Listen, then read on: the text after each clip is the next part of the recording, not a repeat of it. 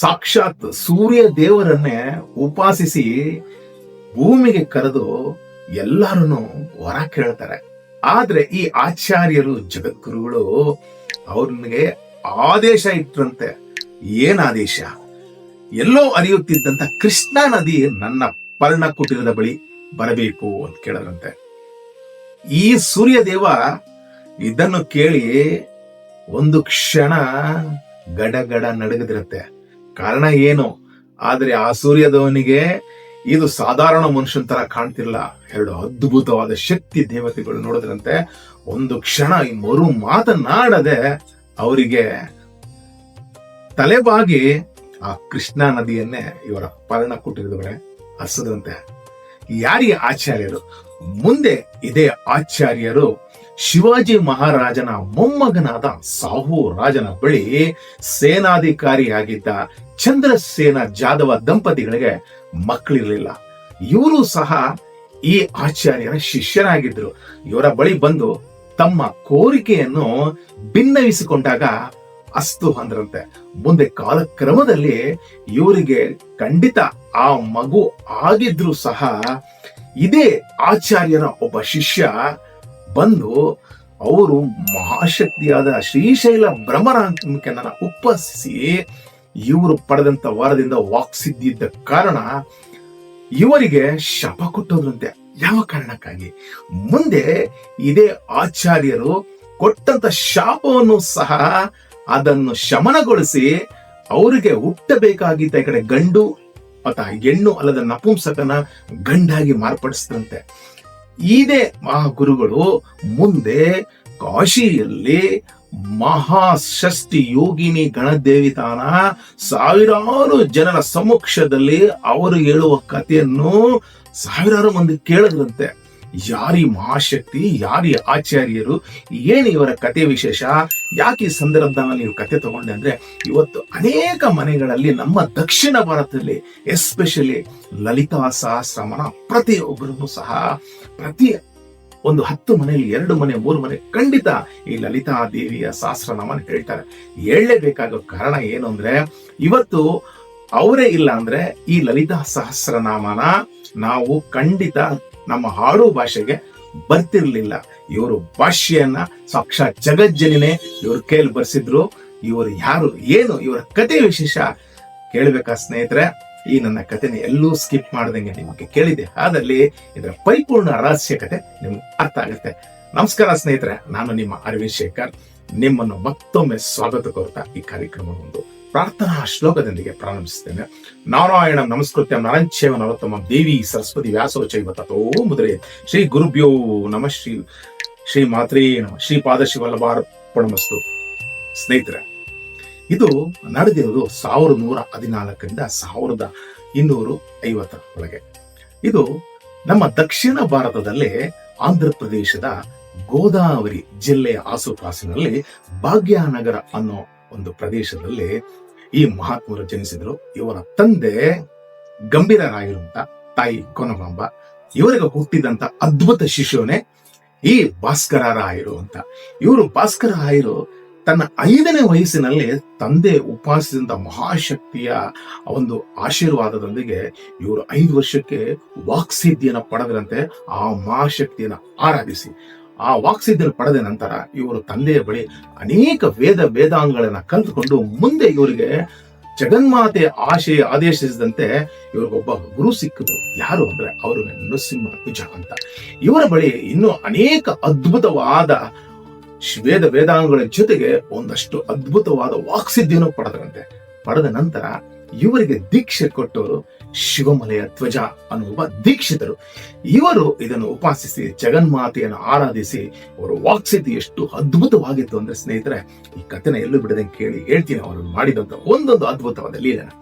ಇವರು ನಮ್ಮ ದಕ್ಷಿಣ ಭಾರತದ ಕಾವೇರಿಯಿಂದ ಕಾಶಿಯವರೆಗೂ ಪ್ರಯಾಣ ಮಾಡೋದು. ಇವ್ರಿಗೆ ಅನೇಕ ಶಿಷ್ಯರಿದ್ರಂತೆ. ಅದರಲ್ಲಿ ಒಬ್ಬರಾದ ಶಿಷ್ಯರು ಶಿವಾಜಿ ಮಹಾರಾಜರ ಮೊಮ್ಮಗನಾದ ಸಾಹು ರಾಜ್.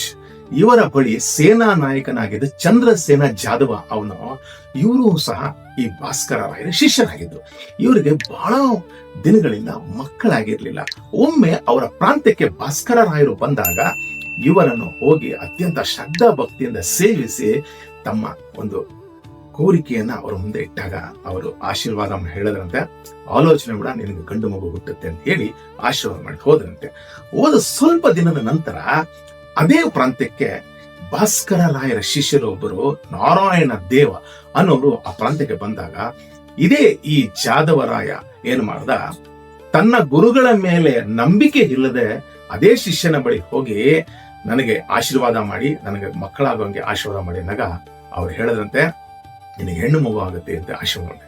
ಇದನ್ನು ಕೇಳಿದ ಜಾದರಾಯ ಒಂದು ಕ್ಷಣ ಗಾಬರಿ ಆದಂತೆ. ಅಯ್ಯೋ ಗುರುಗಳೇ, ಹೀಗೆ ಭಾಸ್ಕರ ರಾಯರು ಬಂದಿದ್ರು, ನಮಗೆ ಆಶೀರ್ವಾದ ಮಾಡುದು, ಗಂಡು ಮಗು ಆಗುತ್ತೆ ಅಂದಾಗ ಇದೇ ಶಿಷ್ಯನಾಗಿದ್ದ ಜಾದವರಾಯನಿಗೆ ಒಂದು ಕ್ಷಣ ಕೋಪ ಬಂದೆ. ಎಂತ ತಪ್ಪು ಮಾಡಿದೆ ದೂರ್ತ, ಅವರು ನನ್ನ ಗುರುಗಳು, ಇವತ್ತು ನಾನು ಈ ಶ್ರೀಶೈಲ ಭ್ರಮರಾಂಬಿಕಾ ಆರಾಧಿಸಿ ವಾಕ್ಸಿದ್ಧಿ ಪಡೆದಂತ ಈ ನಾರಾಯಣ ದೇವನ ಬಾಯಲ್ಲಿ ಎಂತ ಮಾತಾಡಿಸ್ಬಿಟ್ಟೆ, ನಾನು ನುಡಿದ ಮಾತು ಖಂಡಿತ ನಿನ್ಗೆ ಈ ಕಡೆ ಗಂಡು ಅಲ್ಲ ಹೆಣ್ಣು ಅಲ್ಲ ನಪುಂಸನಾಗಿ ಹುಟ್ಲಿ ಅಂತ ಹೇಳಿ ಶಾಪ ಕೊಟ್ಟು ಹೊರಟೋದ್ರು. ವಿಧಿ ಇಲ್ಲದೆ ಈ ಜಾದವರಾಯ ದಂಪತಿಗಳಿಗೆ ನಪುಂಸಕ ಹುಟ್ಟಿದ್ಮೇಲೆ ಬಹಳ ದಿನಗಳ ನಂತರ ಇವರು ವಿಧಿ ಇಲ್ಲದೆ ದುಃಖಿತರಾಗಿ ಜೀವನ ನಡೆಸ್ತಿದ್ರು. ಮತ್ತೆ ಅದೇ ಪ್ರಾಂತ್ಯಕ್ಕೆ ಈ ನಮ್ಮ ಭಾಸ್ಕರ ರಾಯರು ಬಂದಾಗ ಇದನ್ನು ಕೇಳಿದಂತ ಈ ಜಾದವರಾಯ ಮತ್ತೆ ಓಡೋಡಿ ಹೋಗಿ ಅವರಿಗೆ ಪಾದಗಳಿಗೆ ಸಾಷ್ಟಾಂಗ ಬಿದ್ದಿ ಗೋಳು ಅಂತ ಹತ್ತಿ ಕಣ್ಣಾಗ್ತದೆ ಬೇಡ್ಕೊಂಡಂತೆ. ಸ್ವಾಮಿ, ನೀವು ಬಂದಾಗ ಆಶೀರ್ವಾದ ಮಾಡಿದ್ರಿ, ತಿಳಿದೆ ನಿಮ್ಮ ಶಿಷ್ಯನ ಬಳಿ ನಾನು ದೂರ್ತ ಕೆಲಸ ಮಾಡಿ ನನಗೆ ಯಾವ ಮಗು ಹುಟ್ಟುತ್ತೆ ಅಂತ ಕೇಳಿದಾಗ ಅವರು ಹೆಣ್ಣು ಒಂದು ನಾನು ಅಪ್ಪಿ ತಪ್ಪಿ ನಿಮ್ಮ ಹೆಸರು ಹೇಳಿದಾಗ ನನಗೆ ಇದರ ಶಾಪ ಕೊಟ್ಟು ನಮ್ಮ ಸಕುಂಸಕ್ ಮಗು ಹೋಗ್ತಾನೆ ಅಂತ ಹೇಳಿದಾಗ ಇವರು ಕೋಪ ಮಾಡ್ಕೊಂಡಿಲ್ಲ. ನೋಡಿ, ಅದಕ್ಕೆ ಹೇಳೋದು, ಗುರುಗಳು ಯಾವತ್ತು ಕೋಪ ಮಾಡ್ಕೊಳ್ಳಲ್ಲ. ಒಂದು ಪಕ್ಷ ದೇವ ಕೋಪ ಮಾಡ್ಕೊಂಡ್ರು, ಗುರು ಕೋಪ ಮಾಡ್ಕೊಂಬಾರ್ದಂತೆ. ದೇವ ಕೋಪ ಮಾಡ್ಕೊಂಡ್ರುವೆ ಗುರು ಹತ್ರ ಬಂದಾಗ ಆ ದೇವನು ಕ್ಷಮಿಸ್ತಾನಂತೆ. ಅದೇ ಗುರು ಏನಾದ್ರೂ ಕೋಪ ಮಾಡ್ಕೊಂಡ್ರೆ ದೇವನು ಕ್ಷಮಿಸಲ್ವಂತೆ. ಆದ್ರೆ ಗುರು ಕರುಣಾಮೂರ್ತಿ, ಇವ್ರನ್ನ ಕ್ಷಮಿಸಿ ಆಲೋಚನೆ ಮಾಡ್ಬೇಡ, ಏನ್ ಕೊಟ್ಟಿರುವಂತ ಆ ನಪುಂಸಕ ಮಗುನ ಗಂಡಾಗಿ ಪರಿಸ್ತೇನೆ.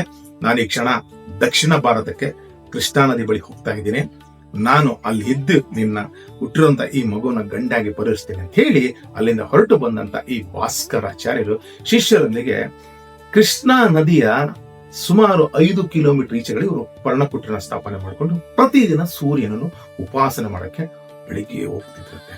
ಅವಾಗ ಇವ್ರು ಹೋಗುವಂತ ಸಂದರ್ಭ ಸರಿಯಾಗಿ ಬೇಸಿಗೆ ಕಾಲ, ಸುಡು ಬಿಸಿಲು. ಆ ಬೇಸಿಗೆ ಕಾಲದಲ್ಲಿ ಪ್ರತಿದಿನ ಇವರು ಉಪಾಸನೆ ಮಾಡಕ್ಕೆ ಆ ಕೃಷ್ಣಾ ನದಿಗೆ ಬರುವಾಗ ಇವ್ರಿಗೆ ಆಯಾಸ ಆಗತ್ತಿರ್ತದೆ. ಅಲ್ಲಿ ಕೆಲವೊಂದು ಶಿಷ್ಯರು ಇವ್ರನ್ನ ಪಾದ ಸೇವೆ ಮಾಡುವಾಗ ಕಾಲುಗಳು ಅಪ್ಪ ಬೊಬ್ಬೆ ಬರೋದಂತೆ. ನೋಡಿ ಗುರುಗಳೇ, ಏನಿಂತ ಆಗೋಯ್ತು, ಈ ಬಿಸಿಲು ಕಾಲದಲ್ಲಿ ನೀವು ಹೋಗ್ಬೇಕಾ? ಆ ಕೃಷ್ಣಾ ನದಿ ಹತ್ರ ನಾವೇ ಹೋದ್ರೆ ಹಾಗಲ್ವಾ ಅಂದ್ರೆ, ಅಯ್ಯೋ ಶಿಷ್ಯಂದಿರ, ಕೃಷ್ಣಾ ನದಿ ಬಳಿ ಯಾಕೋ, ಕೃಷ್ಣಾ ನದಿನ ಈಗ ಕರೆಸ್ತೀನಿ, ನೀವು ಆಲೋಚನೆ ಮಾಡಿಲ್ವ ಅಂದ್ರೆ, ಗುರುಗಳೇ ನಿಮ್ಗೆ ಆ ಶಕ್ತಿ ಇದೆ, ನಾ ಹೇಳಲಿಕ್ಕಾಗತ್ತಾ? ಖಂಡಿತ ನೀವು ಮಾಡ್ತೀರಂತೆ. ಮರುದಿನ ಈ ಭಾಸ್ಕರಾಚಾರ್ಯರು ತಮ್ಮ ಉಪಾಸನ ಬಲದಿಂದ ಆ ಸೂರ್ಯನನ್ನೇ ಕರೆದಂತೆ ಕ್ಷಣಾರ್ಧದಲ್ಲಿ ಸೂರ್ಯ ಅಲ್ಲಿ ಬಂದ್ರಂತೆ. ಬಂದು ಕೇಳದಂತೆ, ಸ್ವಾಮಿ, ನನ್ನ ಕೋರಿಕೆ, ನಿಮ್ಮ ಕೋರಿಕೆ ಆದ್ರೂ ಏನು ಹೇಳಿ, ನಾನು ನಿಲ್ಲಿಸ್ತೇನೆ. ಜಾದವರಾಯನ್ಗೆ ಬಂದಿರುವಂತ ಈ ಸಮಸ್ಯೆನ ನಾನು ಪರಿಹಾರ ಮಾಡಬೇಕು. ಈ ಕ್ಷಣ ನೀನು 5 ಕಿಲೋಮೀಟರ್ ದೂರದಲ್ಲಿ ಹರಿಯುತ್ತಿರುವಂತ ಆ ಕೃಷ್ಣಾ ನದಿಯನ್ನ ಈ ನನ್ನ ಪರ್ಣಕುಟಿರದ ಬಳಿ ಹರಿಯೋಂಗೆ ಮಾಡೋದಂತೆ. ಸ್ವಾಮಿ, ಪ್ರತಿ ಯುಗದಲ್ಲೂ ಆ ಧರ್ಮದಕ್ಕೆ ಅನುಸಾರವಾಗಿ ಈ ನದಿಗಳಿರ್ತದೆ, ಹಾಗಾಗಿ ಇದು ಧರ್ಮಕ್ಕೆ ವಿರುದ್ಧ ಅಲ್ಲವೇ? ನಾನು ಹಂಗ್ ಮಾಡೋದು ಅಂದ್ರೆ, ನಾನು ಉಪಾಸಿಸೋ ನಿನ್ನ ಕೈಯಲ್ಲಿ ಆಗತ್ತಾ ಇಲ್ವಾ ಹೇಳು. ಆಗಲ್ಲ ಅಂದ್ರೆ ಹೇಳು, ನಾನು ಈ ಕ್ಷಣ ನಿನ್ನನ್ನು ಇಡೀ ಜಗತ್ತು ಆರಾಧಿಸುವ ಹಾಗೆ ನಾನು ಮಾಡುತ್ತೇನೆ, ನನಗೆ ಆ ಶಕ್ತಿ ಇದೆ, ನೋಡ್ತೀಯ ಅಂದಂತೆ. ಒಂದು ಕ್ಷಣ ಗಡ ಗಡ ಗಡ ಗಡ ನಡುಗಂತು ಸೂರ್ಯದೇವ. ಆಶ್ಚರ್ಯವಾಯ್ತಂದ್ರಿಗಿಲ್ಲ ಶಿಷ್ಯರಿಗೆ. ಅವಾಗ, ಸ್ವಾಮಿ, ನೀವು ಕೋಪ ಮಾಡ್ಕೊಂಬೇಡಿ, ನೀವು ಹೇಳ್ದಂಗೆ ಮಾಡ್ತೀನಿ, ಆದ್ರೆ ಒಂದು ಷರತ್ತಿನ ಮೇಲೆ. ನಿಮಗೇನು ಆ ಜಾದವರಾಯ ಮಗ ಗಂಡ ಹಾಕ್ಬೇಕು, ನಾನು ಪರಿವರ್ತಿಸ್ಕೊಡ್ತೀನಿ, ಈ ಕ್ಷಣ ದಯವಿಟ್ಟು ಅದನ್ನ ಕೇಳ್ಬಿಡಂತೆ. ನೀನು ಕೊಡುವ ನನಗೆ ಭಿಕ್ಷೆ ಬೇಕಾಗಿಲ್ಲ, ನಾನು ಕಷ್ಟಪಟ್ಟು ನಿನ್ನನ್ನು ಆರಾಧಿಸಿದ ನಂತರ ನೀನನ್ನು ಕೊಡಬೇಕು ಅಂದ್ರಂತೆ. ಅದನ್ನು ಇವರು ಮರು ಮಾತಾಡದಂಗೆ ಸೂರ್ಯದೇವ, ಆಗಲಿ, ಆದ್ರೆ ಒಂದು ಷರತ್ತಿನ ಮೇಲೆ ನಾನು ನಿಮಗೆ ಹರಿಯೋಂಗ್ ಮಾಡ್ತೀನಿ. ಈ ನಿಮ್ಮ ಜೀವ ಇರುವವರೆಗೂ ಆ ನದಿ ನಿಮ್ಮ ಬಳಿ ಹರಿತದೆ, ನೀವು ಕಾಲವಾದ ನಂತರ ಮತ್ತೆ ಪ್ರಕಾರ ಹೋಗುತ್ತದೆ. ಆಗ್ಲಿ ಅಂದಂತೆ. ಆ ಕ್ಷಣ ಅಲ್ಲಿ ಸೂರ್ಯ ದೇವನಿಗೆ ಕಾಣಿದಂತ ಶಕ್ತಿ ದೇವತೆ ಯಾರು ಗೊತ್ತಾ ಸ್ನೇಹಿತರೆ? ಕೊನೆಯವ್ರಿಗೆ ಕೇಳಿ ಯಾರು ಅಂತ ಹೇಳ್ತೀನಿ ನಿಮ್ಗೆ. ಮುಂದೆ ಇವರು ಉಪಾಸನಾ ಬಲದಿಂದ ಆ ಜಾದವರಾಯ ದಂಪತಿಗಳಿಗೆ ಗಂಡು ಅಲ್ಲ ಹೆಣ್ಣಾಗಿಲ್ಲದೆ ಒಂದು ನಪುಂಸಕ ಹುಟ್ಟಿದ್ನಲ್ಲ ಅವನು ಮತ್ತೆ ಗಂಡಾಗಿ ಪರಿಣಮಿಸ್ದ. ಇವರು ಆಶೀರ್ವಾದ ಫಲ ಹಾಗಿತ್ತು ಸ್ನೇಹಿತರ. ಅದಕ್ಕೆ ಹೇಳುದು, ಗುರುಗಳನ್ನ ನಾವು ಭದ್ರವಾಗಿ ಹಿಡ್ಕೊಂಡಿದ್ದೆ ಆದಲ್ಲಿ ಖಂಡಿತ ನಮ್ಮ ಆಸೆ ನೆರವೇರೋದ್ರಲ್ಲಿ ಖಂಡಿತ ಒಂದು ಚೂರು ಸಹ ನಾವು ನಮ್ಮಲ್ಲಿ ಏನ್ ಮಾಡ್ತೀವಿ ಅಂದ್ರೆ, ನಾವು ಪ್ರಪ್ರಥಮವಾಗಿ ಗುರುಗಳನ್ನ ಆರಾಧಿಸುವಾಗ ಅವನ ಮೇಲೆ ಭಕ್ತಿನೇ ಇರಲ್ಲ, ಶ್ರದ್ಧೆ ಇರಲ್ಲ. ಸ್ನೇಹಿತರೆ, ಯಾವತ್ತೂ ಹಾಗೆ ಮಾಡ್ಬೇಡಿ. ಭಕ್ತಿ, ಶ್ರದ್ಧೆ ಎಲ್ಲದಕ್ಕಿಂತ ಹೆಚ್ಚಾಗಿ ಆತ್ಮವಿಶ್ವಾಸನ ಗುರುನ ನೀವು ಹಿಡಿದಿದೆ ಅದಲ್ಲೇ ನಿಮ್ಮ ಕೋರಿಕೆ ಖಂಡಿತ ನೆರವೇರುತ್ತೆ ಅನ್ನೋದಕ್ಕೆ ಈ ಜಾದವರಾಯನ ಜೀವನವೇ ಸಾಕ್ಷಿ ಆಯ್ತು. ಮುಂದೆ ಇದೇ ಗುರುಗಳು ಒಂದು ಅದ್ಭುತ ಕಾರ್ಯ ಮಾಡಿದ್ರು. ಆ ಕಾರ್ಯ ಏನಪ್ಪಾ ಅಂದ್ರೆ, ಲಲಿತಾ ಸಹಸ್ರನಾಮಕ್ಕೆ ಅಲ್ಲಿವರೆಗೂ ದೇವಭಾಷಾ ನಾಗರಿಲಿತ್ತು. ಅದನ್ನ ಇವರು ನಮ್ಮ ಸಾಧಾರಣ ಜನಕ್ಕೆ ಸಿಗೋ ಹಾಗೆ, ಬಾಯಿಗೆ ಬರುವ ಹಾಗೆ ಅದ್ಭುತವಾಗಿ ಭಾಷ್ಯನ ಬರೆದ್ರು. ಯಾರ ಮೂಲಕ ಅಂತ ಕೇಳಿದ್ರೆ, ಅದೇ ಮಹಾಶಕ್ತಿಯಾದ ಲಲಿತಾ ದೇವಿಯ ಮೂಲಕ ಈ ನಮ್ಮ ಜನಗಳಿಗೆ ಸುಲಭವಾಗಿ ಸಿಗ್ಲಿ ಅಂತ ಅದೇ ಲಲಿತಾ ಸಹಸ್ರನಾಮನ ಅವ್ರ ಕೈಯಲ್ಲಿ ಅದ್ಭುತವಾಗಿ ಭಾಷ್ಯನ ಬರೆಸಿದ್ರು ಅಮ್ಮ. ಮುಂದೆ ಇದೇ ಭಾಸ್ಕರ ರಾಯರು ಒಮ್ಮೆ ಕಾಶಿಗೆ ಹೊರಡುವಾಗ ಅಲ್ಲಿರುವಂತ ಕೆಲ ಬ್ರಾಹ್ಮಣರು ಇವರನ್ನ ಹಾಡ್ಕೊಂಡ್ರಂತೆ. ಇವರೇನು ಮಹಾಶಕ್ತಿಯ ಆರಾಧಕರಂತೆ, ಇವರು ಮಹಾಷಷ್ಠಿ ಯೋಗಿನಿ, ಅದು ಮಹಾಷಷ್ಠಿ ಯೋಗಿನಿ ಘನದೇವತೆಗಳನ್ನು ಕೂದ್ರೆ ಬರ್ತಾರಂತೆ, ಹಾಗೆ ಹೀಗೆ ಅಂತ ಆಡ್ಕೊಳ್ತಿದ್ರಂತೆ. ಅವರು ಗುರುಗಳು ಒಬ್ಬರಿಂದ ಕುಂಕುಮಾನಂದ ಅವರ ಬಳಿ ಹೋದಾಗ, ಗುರುಗಳೇ ಯಾರೋ ಬಂದಿದ್ದಾರೆ, ಅವರು ಮಹಾಷಷ್ಠಿ ಯೋಗಿನ ಗಣಿತ ದೇವತೆನ ಕೂಗಿದ್ರೆ ಆಕಾಶದಲ್ಲಿ ಬಂದು ಅವ್ರನ್ನೇ ತನ್ನ ಕಿರುಪರಿಚಯ ಮಾಡ್ಕೊಳ್ದೆ ಅವ್ರ ಕಥೆನೇ ಹೇಳ್ತಾರೆ ಅಂತ ಹೇಳಿದ. ಇವರು ತಮ್ಮ ದಿವ್ಯ ದೃಷ್ಟಿ ನೋಡಿದ್ರಂತೆ, ಓಹೋ ಇವರು ಸಾಧಾರಣ ಪುರುಷ ಅಲ್ಲ, ಬೇಡಪ್ಪ ಅವ್ರನ್ನೆಲ್ಲ ನೀವು ಆ ರೀತಿ ನೀವು ಅವಮಾನಿಸಿದಾದಲ್ಲಿ ಕಷ್ಟಕ್ಕೀಡಾಗ್ತೀರಂದ್ರೆ. ಈ ಕೆಲವೊಂದು ಧೂರ್ತ ಶಿಖಾಮಣಿಗಳು ಹೇಳಿದ ಮಾತು ಕೇಳದೆ ಸಂಜೆ ಹೋಗಿ ಭಾಸ್ಕರ ರಾಯರ ಬಳಿ ಕೇಳಿದ್ರಂತೆ, ಸ್ವಾಮಿ ನೀವು ಮಹಾಷಷ್ಠಿ ಯೋಗಿನ ಗಣಿತ ದೇವತೆಗಳನ್ನ ಕೂಗಿದ ತಕ್ಷಣ ಬರ್ತಾರಂತೆ, ಅವರು ತಮ್ಮ ಕಥೆಗಳನ್ನ ಹೇಳ್ತಾರಂತೆ, ನೀವು ಹೇಳಿಸ್ತೀರಾ ಅಂದ್ರಂತೆ. ಅವಾಗ ಹೇಳಿದ್ರಂತೆ, ನಿಮ್ಮ ಸಂಧ್ಯಾ ವಂದನ ಅಗ್ನಿ ಕಾರ್ಯಗಳು ಮುಗಿತಾ ಒಂದು ಕ್ಷಣ ಶ್ರದ್ಧೆಯಿಂದ ಕುತ್ಕೊಳ್ಳಿ, ಕರೆಸ್ತೀನಂತೆ. ಇವರು ತಮ್ಮ ಉಪಾಸನ ಬಲದ ಮಹಾಶಕ್ತಿನ ಕೆಲವೇ ನಿಮಿಷಗಳಲ್ಲಿ ಆರಾಧಿಸಿದ. ಆಗ 60,000 ಯೋಗಿನಿ ಗಣ ದೇವತೆಗಳ ಮೇಲೆ ಕುತ್ಕೊಂಡು ತಮ್ಮ ಕಿರು ಪರಿಚಯ ಮಾಡ್ಕೊಂಡ್ರಂತೆ. ಅವತ್ತು ಆ ದಿನ ಇಡೀ ಕಾಶಿ ನಗರದಲ್ಲಿ ಅವರ ಧ್ವನಿ ಪ್ರಜ್ವಲಿಸಿದಂತೆ ಎಲ್ಲರಿಗೂ ಆಶ್ಚರ್ಯ ಆಯ್ತಂತೆ. ಆ ಕ್ಷಣ ಕೇಳುತ್ತಿದ್ದಂತ ಅಷ್ಟು ಜನ ಪಂಡಿತರುಗಳ ಕಣ್ಣೊಟ್ಟೈತಂತೆ. ಅವಾಗ ಇವರೆಲ್ಲ ಹೋದ್ರಂತೆ, ಕಷ್ಟ ಬಿಟ್ಟು ಗುರುಗಳ ಹತ್ರ, ಗುರುಗಳೇ ನಿಮ್ ಮಾತನ್ನ ಕೇಳಿಲ್ಲ, ನಮ್ ಕಣ್ಣಿಲ್ದಾಗ ಆಗೋಯ್ತು ಅಂತ ಹೇಳಿದಾಗ, ನಾನು ಹೇಳದೆ ನೀವು ಕೇಳಿಲ್ಲ, ಹೋಗಿ ಅವ್ರನ್ನ ನೀವು ಪರೀಕ್ಷೆ ಮಾಡ್ತೀರಿ, ಯಾರು ತಿಳ್ಕೊಂಡಿದ್ದೀರಾ ಒಂದು ಕ್ಷಣ ನೋಡಿ ಅನ್ಬಿಟ್ಟು ತಮ್ಮಲ್ಲಿ ಕಮಲಲ್ಲಿದ್ದಂತ ಒಂದಷ್ಟು ಜಲನ ಅವ್ರ ಮೇಲೆ ಕಣ್ಣಿ ಮೇಲೆ ಶೃಂಕರಿಸಿದೆ. ಆ ಕ್ಷಣ ಅವ್ರಿಗೆಲ್ಲ ಕಣ್ಣು ಮೊದಲಿನಂತಾಗಿ ಒಂದು ಕ್ಷಣ ಭಾಸ್ಕರ ರಾಯ್ ನೋಡಿದ್ರಂತೆ ಎಲ್ಲಾರ್ಗು ಭಯ ಆಗದ್ರಂತೆ. ಕಾರಣ ಏನು ಗೊತ್ತಾ? ಕೇಳಿ ಹೇಳ್ತೀನಿ. ಅವತ್ತು ಅದೇ ಸೂರ್ಯ ಯಾತಕ್ಕಾಗಿ ಇವ್ರು ಕೇಳಿದ ತಕ್ಷಣ ಒಪ್ಪಿಕೊಂಡು ಅವರು ಗಡಗಡ ನಡಿದ ಕಾರಣ ಏನು ಗೊತ್ತಾ? ಬಲಭಾಗದಲ್ಲಿ ಮಹಾಶಕ್ತಿಯಾದ ಲಲಿತಾದೇವಿ ಇದ್ಲು, ಎಡಭಾಗದ ಭುಜದಲ್ಲಿ ಸಾಕ್ಷಾತ್ ಶ್ಯಾಮಲಾದೇವಿ ಇದ್ರು. ಅದನ್ನ ನೋಡಿದಂತ ಇವರೆಲ್ಲ ಒಂದು ಕ್ಷಣ ನಿಬ್ಬೆರಗಾಗೋದ್ರಂತೆ. ಅಂದ್ರೆ ಇವ್ರ ಶಕ್ತಿ, ಇವ್ರ ಉಪಾಸನೆ ಹೇಗಿತ್ತು ಅಂತ ನಿಮ್ಗೆ ಅರ್ಥ ಆಯ್ತಲ್ಲ. ಯಾತಕ್ಕಾಗಿ ಆ ಸೂರ್ಯ ನಾರಾಯಣನು ಇವ್ರನ್ನ ನೋಡಿ ಭಯ ಬಿದ್ದ ಗೊತ್ತಾಯ್ತಾ? ಯಾಕಂದ್ರೆ ಆ ಎರಡು ಮಹಾಶಕ್ತಿಗಳು ಇವರೇ ಆಗಿತ್ತು. ಹಾಗಾಗಿ ಸ್ನೇಹಿತರೆ, ಒಂದು ಶಕ್ತಿಯನ್ನು ಆರಾಧಿಸುವಾಗ ಅಪಾರವಾದ ನಂಬಿಕೆ ಇರಬೇಕು, ಶ್ರದ್ಧೆ ಇರಬೇಕು. ಆ ಒಂದು ಅಪಾರವಾದ ನಂಬಿಕೆ, ಶ್ರದ್ಧೆ ಇದ್ದಾಗ ಮಾತ್ರ ನಾವು ಭಕ್ತಿಯೊಂದಿಗೆ ಸಂಯೋಗವಾದಾಗ ಈ ನಮ್ಮ ದೇಹ ಆ ಜಗನ್ಮಾತೆಗೆ ಮಾರ್ಪಾಡಾಗುತ್ತೆ ಅನ್ನೋದಕ್ಕೆ ನಮ್ಮ ಭಾಸ್ಕರ ರಾಯರೇ ಸಾಕ್ಷಿ ಆಗಿದ್ರು ಸ್ನೇಹಿತರೆ. ಗುರುಗಳನ್ನ ಗುರು ಬ್ರಹ್ಮ ಅಂತಾರೆ, ಗುರು ವಿಷ್ಣು ಅಂತಾರೆ, ಗುರುದೇವೋ ಮಹೇಶ್ವರ, ಗುರು ಸಾಕ್ಷಾತ್ ಪರಬ್ರಹ್ಮ, ತಸ್ಮೈ ಶ್ರೀ ಗುರುವೇ ನಮಃ ಅಂತಾರೆ. ಯಾವತ್ತು ನಾವು ಸಂಪೂರ್ಣವಾಗಿ ಗುರುವಿನ ಸಾಕ್ಷಾತ್ಕಾರಕ್ಕೆ ನಾವು ಸಂಪೂರ್ಣ ನಮ್ಮನ್ನ ತೊಡಗಿಸ್ಕೊಳ್ತೀವೋ ಅಂದು ಮಾತ್ರ ನಾವು ಯಶಸ್ಸು ಪಡೆಯಕ್ಕೆ ಸಾಧ್ಯ. ಅದಕ್ಕೆ ಭಗವದ್ಗೀತೆಯಲ್ಲೂ ಒಂದು ಅದ್ಭುತವಾದ ಶ್ಲೋಕ ಇದೆ, ಮೈಯೇವ ಮನಂ ಅಧ್ವರ್ಸು ಮಹಿ ಬುದ್ಧಿ ನಿವೇಶಾಯ ನಿವಸಸ್ಸಿನೇ ಮೈಯೇವ ಆತ ಊರ್ಧ್ವಾಂ ನಾ ಸಂಶಯ ಅಂತ.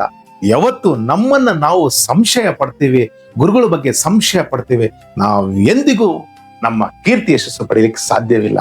ಸಂಪೂರ್ಣವಾಗಿ ಗುರುಗಳನ್ನ ಸಾಷ್ಟಾಂಗ ಬಿದ್ದಿ ಅವ್ರಿಗೆ ಸಂಪೂರ್ಣ ನಾವು ಶರಣಾಗತಿ ಹೊಂತೀವಿ, ಅವಾಗ ಮಾತ್ರ ನಮ್ಮ ಜೀವನದಲ್ಲಿ ಕೀರ್ತಿ ಯಶಸ್ಸು ಬರಕ್ಕೆ ಅಂತ ಸ್ನೇಹಿತರೆ ಕತೆ ಹೇಳ್ಬೇಕು ಅನಿಸ್ತು. ಈ ಕತೆ ತಮಗೆ ಇಷ್ಟ ಆದ್ರೆ 4 ಜನಕ್ಕೆ ಶೇರ್ ಮಾಡಿ ಅಂತ ಹೇಳ್ತಾ ಈ ಕಥೆನ ನಾನು ಇಲ್ಲೇ ಮುಗಿಸ್ತಾ ಇದ್ದೀನಿ ಸ್ನೇಹಿತರೆ. ಮುಂದಿನ ಕತೆಗೆ ನಿಮ್ಮನ್ನ ಬಂದ್ ಕಾಣ್ತೀನಿ. ಅಲ್ಲಿವರೆಗೂ ತಮ್ಮ ಅಮೂಲ್ಯವಾದ ಸಮಯವನ್ನು ಕೊಟ್ಟು ಕೇಳಿದ್ದಕ್ಕೆ ತಮ್ಮೆಲ್ಲರಿಗೂ ಧನ್ಯವಾದಗಳು ಹೇಳುತ್ತಾ ಇಲ್ಲೇ ಈ ಕಥೆನ ಮುಗಿಸ್ತೇನೆ. ಮುಂದಿನ ಕತೆಗೆ ನಿಮ್ಮನ್ನ ಮುಂದಿನವರು ಬಂದ್ ಕಾಣ್ತೀನಿ. ಅಲ್ಲಿವರೆಗೂ ತಮ್ಮೆಲ್ಲರಿಗೂ ಧನ್ಯವಾದಗಳು. ಲೋಕ ಸಮಸ್ತ ಸುಖಿನೋ ಭವಂತು, ಸನ್ಮಂಗಳಾನಿ ಭವಂತು.